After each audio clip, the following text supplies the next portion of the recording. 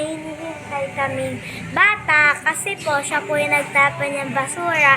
Kaya po babayaran po namin siya. Kaya po guys, kapag po may nagtatapon po ng basura, maawa po kayo, bayaran niyo po.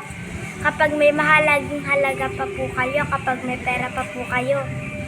So ayun na guys, bye-bye!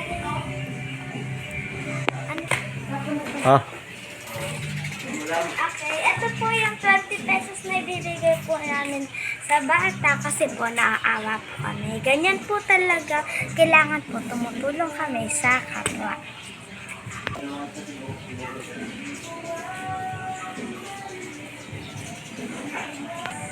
Go.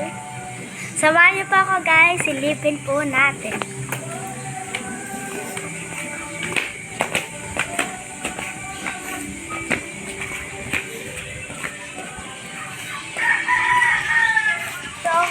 Guys, hindi pa po siya dumadating kasi po baka nagsasaling pa po siya ng basura.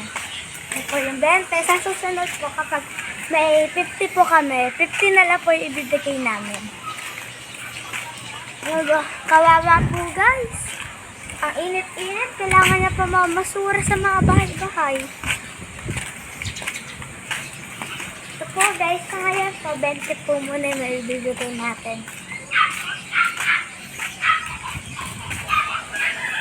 Ngayon po guys, kailangan po kapag may nakita po kayong basurero, nag-aano ng basura, kahit ano po, kapag wala po kayong pera, pagkain po ibigay nyo. Para hindi na po bibili ang bata ng mga ano. At saka po kayo, kapag po kakain kayo mga gulay, huwag kayo mahilig po sweet.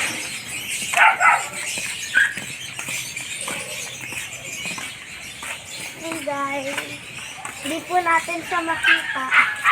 Ewan po natin kung nasan ngayon. Go na. Ato. Dahil sinapon mo yung pagpala namin sa akin. Pagkain mo, kamumili ng tutesa. Biscuit mo din. So, ayun na po. Bye-bye po, guys.